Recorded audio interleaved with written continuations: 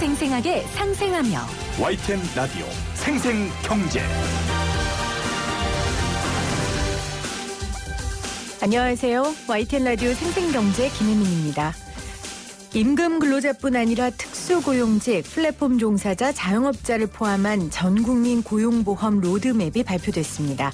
특고 종사자는 내년 7월부터 적용되고요. 2022년 1월부터는 디지털 플랫폼 종사자도 고용보험 적용 대상이 됩니다. 그리고 2025년부터는 자영업자도 경영난을 폐업하면 실업급여를 받게 되는데요. 오늘도 길가의 웬만한 가게들이 문을 다 닫았더라고요. 말로만이 아니라 정말 자영업자들을 위한 정책이 필요합니다. 정부와 국회의원의 역할이 어느 때보다 중요한 때입니다. 어제 이어 오늘도 자영업자들에 대한 대안 한번 짚어보도록 하겠습니다. 2020년 12월 23일 YTN 라디오 생생경제 지금 시작합니다.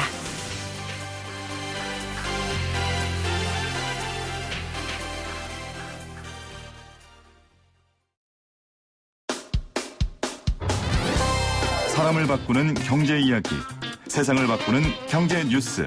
YTN 라디오 생생경제.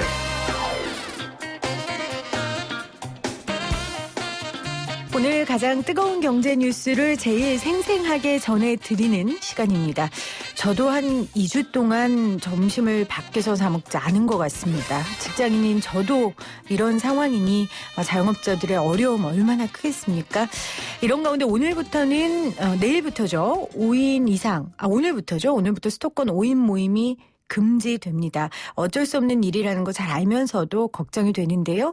영업권 제한으로 인한 보상을 정부가 해야 한다고 주장하는 시대전환의 조정훈 의원 전화 연결해서 관련 이야기 나눠보도록 하겠습니다. 정훈님 나와 계시죠? 네, 안녕하세요. 반갑습니다. 네, 우리 함께 인터뷰할 때보다 상황이 더 나빠지고 있어서 참 마음이 무겁습니다. 예, 그렇습니다. 좋아질 것 같지 않은 상황, 재난의 시대의 시작인 것 같습니다. 네, 자, 코로나19 확산이 좀처럼 잡히지 않고 있고 재난의 시작인 것 같다라는 말씀을 하셨는데, 자, 정부가 5인 이상 집합 금지 행정 명령 초강수 던졌습니다. 어떻게 받아들이십니까?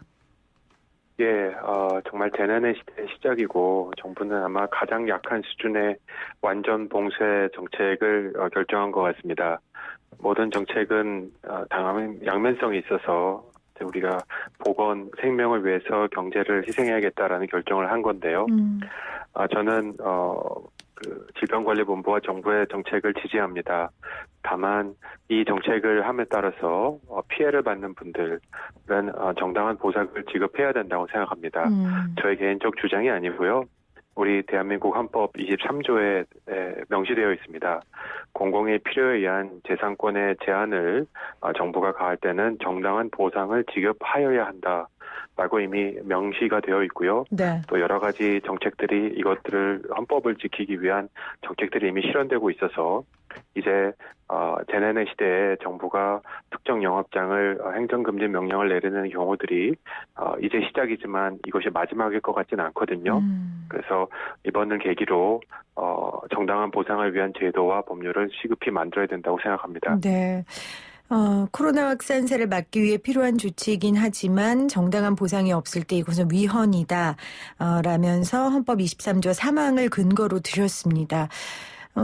그리고 이 헌법 23조 말씀도 해주셨지만 사실은 군사정부 시절에는 공공이익을 위해 좀 개인의 희생을 당연시 여기는 경우도 있었잖아요. 근데 지금 이 상황을 그때하고 수직 비교하기는 좀 어렵지 않을까라는 생각도 드는데요.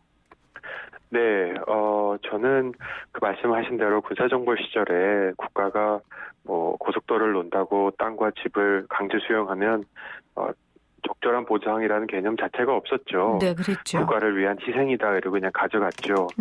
하지만 지금은 어떻습니까? 지금은 토지 가격은 당연하고 이주 비용과 정신적 보상까지 받는 시대입니다.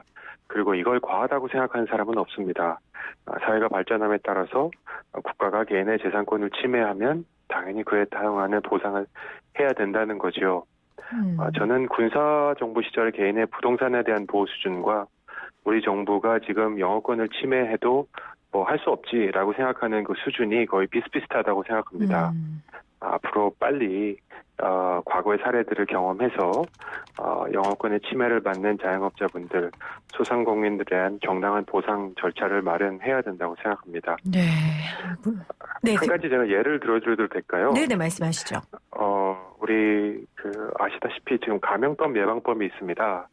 그러니까 질병이 생겼을 때, 여러 가지 수인성 질병이 생겼을 때, 낚시터, 수영장, 약수터 같은 영업장들을 금지하는 법이 있습니다. 감염병 예방법이죠. 그런데 여기에 뭐라고 되어 있냐면 손실보장 규정에 감염병 예방을 위한 조치로서 인한 손실 보상을 위하여 토지 수용위원회에 준하는 위원회를 구성해야 된다. 이렇게 명시되어 있어요. 네. 즉 우리 정부가 재산권을 침해할 때 그 보상하는 기준을 토지 수용의 기준으로 삼는다라는 것은 이미 법률적으로 체계화 잡혀 있지요. 따라서 영업권 침해도 이제 감염병 예방 손실 보전 규정 같은 규정을 빨리 만들어야 되고요. 저희 의원실에서 그런 입법 작업을 시작하려고 하고 있습니다. 네, 그렇군요. 앞서서는 헌법 23조 3항을 근거로 되셨고 지금은 감염병 예방법에 이렇게 손실보상 기준이 나와 있다. 이걸 근거로 충분히 이번 수도권 5인 모임 금지에 대한 피해 보상을 정부가 자영업자들한테 할 수 있다 이렇게 주장하시는 거예요. 그렇죠? 네, 맞습니다. 자, 그렇다면 방법을 좀 생각해 봐야 할 텐데 정 의원님께서는 이미 이건 지원금이 아니고 보상금이다라고 용어 정리를 해 주셨고요. 구체적으로 좀 어떻게 했으면 좋겠는지 제안해 주셨으면 좋겠습니다. 이미 정부가 재난지원금의 형태로 자영업자들의 어려움을 조금 덜어주고자 하는 정책을 시행하고는 있지 않습니까? 네, 첫째 말씀하신 대로 이것은 보상금의 차원에서 접근해야 됩니다. 지원금이라고 접근하면 없는 것보단 한 푼이라도 주는 게 낫지 않아라는 논리가 성립되는데요. 보상금은 받은 피해에 상응하는 보상을 할 때까지 채무자의 채무가 면제된 게 아니지요. 따라서 이번 집합금지 행정명령으로 인해서 자영업자들이 받은 피해를 면밀하게 계산할 필요가 있습니다. 쉽지 않은 작업일 겁니다. 두 가지 원칙이 필요합니다. 하나는 형평성의 원칙이 필요하죠. 네. 그리고 두 번째는 재정의 능력도 감안해야 됩니다.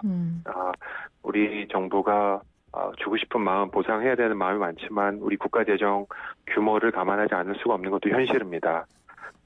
그래서 재정적으로 지원할 수 있는 규모를 선정하고 이 재정 규모를 통해서 집합금지로 인해서 피해를 받은 영업권을 어떻게 보상할지에 대한 정책들을 만들어야 되는데요.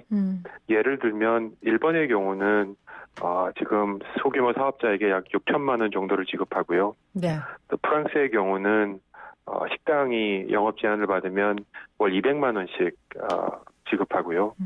또 벨기에 같은 나라들도 월 200만 원 이상 지급하고 또 사회보장 분담금을 유예 감면하거나 면제하고 있습니다. 그러니까 지원하는 보상하는 수준이 몇십만 원의 대한민국과는 차원이 다른 건데 왜 이런가 보면 이 나라들은 영업권의 침해에 대한 보상의 개념으로 접근하고 있다고 생각합니다. 대한민국은 지원이라는 수준이라고 보니까 우리 어차피 빚내는데 조금이라도 받으면 감사해야 되지 않아? 이런 마음으로 접근하는 본질적 차이가 있지요. 그렇네요. 네. 그 용어가 규정하는 힘이 있으니까요. 말씀하신 것처럼 지원으로 접근하면 사실 국민들이 우리 그만큼 돈이 있나 재정 건전성의 문제에 대해 생각하게 될 텐데 보상이라 하면 그건 응당받아야 하는 거니까 국민들 역시 중론을 모으는데 어렵지 않을 것 같다는 생각은 드네요. 예, 맞습니다. 집합금지 명령 자체를 반대하는 국민보다 이걸로 인한 피해를 내가 어떻게 할고 끙끙 앓는 분들이 많으시거든요. 네네. 근데 저는 제가 국회에 있으니까 매일 국회로 출근을 하지 않습니까? 이제 국회 앞에 이제 각 영업 단체들이 오셔서 못 살겠다, 우리도 보상해달라는 시위의 숫자가 급속히 늘고 있습니다. 네. 어제는 보니까 처음으로 이제 당구장 협회에서 시위를 시작하셨더라고요. 이렇게 소상공인들의 목소리가 들리지 않은 정말 기재부의 탁상공론 정책이 얼마나 목소리 없는 분들에게 억울하게 느껴지는지를 우리 정치권이 다시 한번 해달아야 된다고 생각합니다. 앞서 제가 오프닝에서도 말씀드리지만 사실 지금 정부와 또 그 정부를 움직이는 국회의원들의 역할이 너무나 큰 때거든요. 지금은 아주 미래를 보고 방향성을 제시하는 것도 중요하지만 지금 당장 급한 일들을 정부와 여당과 야당이 함께해 주셔야 할 때인데 아까 앞서 외국 사례도 들어주셨지만 이미 규모도 다르고 실시를 하고 있다는 게 참 부럽기도 하고 우리 상황이 좀 더 어려워지기도 하고 하네요. 예, 그렇습니다. 지금 몇 차 강조했지만 불이 났는데 이 불을 끄기 위해서 부어야 될 물의 양을 계산하거나 물의 양을 절약하자라고 주장하는 소방관은 없습니다. 우리 정부가 이런 상황에서 자꾸 OECD 재정 적자 최소 수준이고 경제 성장률 1위라는 지표만 계속 발표해봤자 네. 우리 국민들이 피부에 와닿지 않습니다. 매우 공허하지요. 경제 성장률 1위구나라고 해서 자랑스럽거나 자부심을 갖는 국민들은 지금 없습니다. 당장 내 삶이 이렇게 힘든데 도대체 누가 돈을 얼마나 벌었길래 우리 경제가 성장률이 1위라는 거야? 이런 질문만 계속 하고 계시거든요. 그래서 저는 이런 현실감을 갖고 우리 정부가 두 가지를 좀 나눠서 분리 접근해야 됩니다. 첫 번째는 말씀드린 대로 영어권에 대한 제안을 했기 때문에 이건 보상금을 지급해야 되는 돈주머니를 하나 빨리 만들어야 되고 네. 두 번째는 경제가 지금 어렵지 않습니까? 이제 코로나가 국가의 잘못이라기보다는 어쩌면 전 세계적인 전염병이니까 네. 이렇게 어려워진 경제를 내수를 진작하기 위한 수요 자극 정책을 펴야 되는 것이고 그것은 이제 지원금이 맞죠. 그 과정은 말씀드린 대로 전국민 지원 지원금을 통해서 내수 진작에 가장 효과가 있는 정책들을 적극적이고 확대해서 펼쳐나가야 된다라고 생각합니다. 네네. 우리 국회가 정말 이 소상공인 여러분들의 삶을 피부로 느끼면 우리의 월급 자체를 아예 소상공인 분들의 매출에 아마 연동시켜버리면 이것보다는 더 적극적인 정책을 펴지 않을까 하는 생각도 합니다. 네. 지금 소상공인 자영업자들 이야기 우리 하고 있는데 임대료 감면 부분에 대한 논의는 지금 당정도 하고 있는 것 같습니다. 지금 임대료를 손실보전 명목으로 일정 금액을 지원할 것으로 전해지던데 정우님은 이 부분은 어떻게 생각하세요? 임대료 부분은요? 네, 저는 이 부분은 좀 아쉬움이 많습니다. 네. 저는 임대인도 임차인과 같은 대한민국 국민이라고 생각합니다. 양쪽 모두 국가의 보호를 받아야 마땅하고요. 네. 재정 정책이 결국은 뭐냐, 고소득을 올리는 분들로부터 세금을 걷어서 저소득으로 고생하시는 분들에게 이전하는 정책이 재정 정책입니다. 그래서 어떤 특정 부분에게 과세를 하고 어떤 부분을 세금을 지출하는 것이 정당화되는 이유는 이런 소득의 보전, 소득의 이전인 경우에만 허용되는 거거든요. 근데 이 임대금지법 그리고 임대료 지원 하는 것은 임대인들의 재산권을 침해하는 사례가 될 수 있고요. 네. 또 그러면 이분들에 대한 이제 보상에 대한 논쟁이 나타날 수 있습니다. 그 임대인도 건물주 정말 기업형 임대인이 있고 평생 기업에서 일해서 노후 대비를 위해서 조그만 빌딩 하나 사서 받는 그 임대료로 생활하시는 어르신도 계시거든요. 네. 그래서 저는 이 경우에는 소유에 대해서 과세하는 게 맞지 않고 소득에 대해서 과세해야 된다라고 생각합니다. 네. 그래서 소득이 높은 임대인은 당연히 과세를 통해서 더 많은 세금을 내서 임차인에게 보조금을 지급하는 게 맞고요. 같은 임대인이라도 소득이 적정 수준 이하의 경우에는 지금 코로나 시대 같이 고통을 받고 있기 때문에 더 이상 임대료를 감시하거나 임대료를 멈춰서는 안 된다고 생각합니다. 그래서 저는 자꾸 정부가 이 시장의 그 작동 방식을 규제를 통해서 이렇게 물꼬를 바꾸려고 하는 움직임이 나는데 시장은 우리 70년 정도나 되는 우리 자본주의 사회에서 정말 시줄 날줄 촘촘히 얽혀 있는데 한쪽을 막으면 다른 한쪽이 반드시 터져나오게 되어 있습니다. 네. 그래서 수요 공급 자체를 관리하지 않고 규제로 하는 정책은 한계가 분명하다. 그리고 지난주까지 굉장히 논쟁적이었던 임대료 금지와 같은 정책은 다른 한쪽을 터뜨릴 가능성이 크다라고 생각합니다. 네. 시장의 작동 방식을 존중하되 정부의 적극적이고 신속한 지원이 지금 필요한 때라는 주장을 정 의원님께서 하고 계세요. 자, 그 보상을 위한 재정 정책 중요하다 하셨고, 그리고 내수진작을 위한 수요 지급 중요하다 하셨고, 또 임대료 감면 부분에 대한 개인적인 의견까지 밝혀주셨는데, 사실 어제 오늘 계속 저희가 국회의원분들에게 자영업자 대책에 대해서 얘기는 듣고는 있지만, 한편으로 이런 생각도 듭니다. 의원분들이 이렇게 말씀만 하시고 이게 또 합의해야 되고 뭐 시간이 너무 오래 걸리는데 이게 될까? 이런 생각도 들거든요. 그런 회의도 드는데 이게 가능합니까? 현실적으로 팍팍 진행되는 게요. 당장은 어떤 그 법적 체제가 만들어져 있지 않아서 아마 정부와 정치적인 결단을 내려야 될 겁니다. 그렇죠. 다만 이 담론의 차원에서 국민의 여론이 소상공인분뿐만 아니라 일반 국민분들이 그렇다. 집합금지 행정명령은 필요하지만 이걸로 인해 피해를 보는 분들은 예전에 토지보상처럼 보상을 해줘야 된다라는 공감대가 형성되면 네. 저는 예산 이미 예비비가 있기 때문에 설치해서 지급할 수 있다고 생각합니다. 다만 여기서 멈추지 말고 저는 이번 기회에 반드시 매뉴얼을 만들어야 된다고 생각합니다. 저는 코로나는 재난의 끝이 아니라 재난의 시대의 시작이라고 생각합니다. 그래서 우리가 이런 자영업자분들, 소상공인분들 또 나중에는 또 다른 어떤 업종을 우리가 영업 제한할 수 있지 않습니까? 네.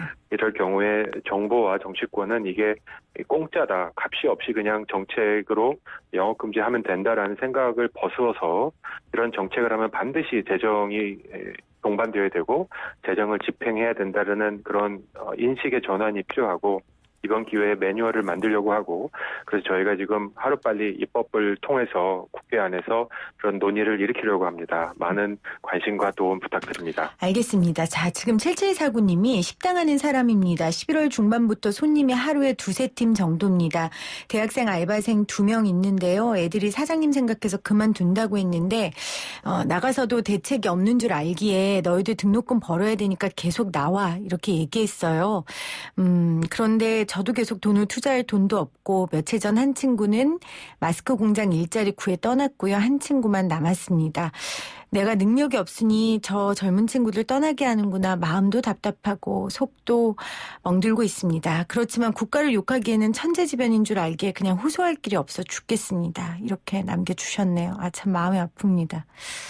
네, 저는 그 방금 문자를 남겨주신 그 국민의 분의 그 마음 너무너무 감사하고 천재지변인 줄 알기에 참는다라고 하셨는데 네. 저는 그분에게 설명드리고 싶습니다. 천재지변이지만 국가가 영어권을 제한했을 때는 국가로부터 보상을 받을 권리가 있으십니다. 더 이상 국가를 위한 희생, 조직을 위한 개인의 희생의 시대는 끝났습니다. 왜 국가가 존재합니까? 국가를 구성하는 개인들을 이롭게 하고 그분들의 부엌을 풍요롭고 따뜻하게 하기 위한 거거든요. 네. 저는 이번 기회에 저는 이런 패러다임을 좀 바꿔야 된다고 생각합니다. 네. 좀만 기다려 주십시오. 법을 만들어서 여러분들이 받은 그런 피해들을 정당하게 보상받는 그런 법과 제도를 만들도록 하겠습니다. 천재지변이니까 개인이 아닌 국가가 나서야죠. 그리고 그게 국가의 존재 의미 아니겠습니까? 아까 의원님 말씀하신 것처럼요. 천재지변이 발생해도 국가가 배상을 합니다. 포항 지진이 발생했을 때 큰 보상을 했죠. 네. 따라서 국가는 우리 모든 국민들이 행복하게 살 권리를 보장해야 될 의무가 있기 때문에 그런 것들이 최저생계비고 최저임금이지 않습니까? 네. 지금 이 경우 마찬가지로 천재지변이니까 어쩔 수 없어라고 하면 절대 안 됩니다. 그럼 국가가 존재하는 이유가 없죠. 각자 알아서 살면 되는 사회이니까. 이럴 때 과연 국가가 왜 필요한지, 국가가 무엇인지에 대한 질문부터 시작해서 빨리 제도화시켜서 지금 오늘 문 닫을까 내일 문 닫을까 고민하시는 자영업자분들, 소상공인분들에게 조금 더 버티면 되겠구나, 조금만 더 버텨보자라는 그런 좀 희망을 드리는 정치를 만들어가고 싶습니다. 알겠습니다. 오늘 함께해 주셔서 고맙습니다. 네, 감사합니다. 지금까지 시대전환의 조정훈 의원이었습니다.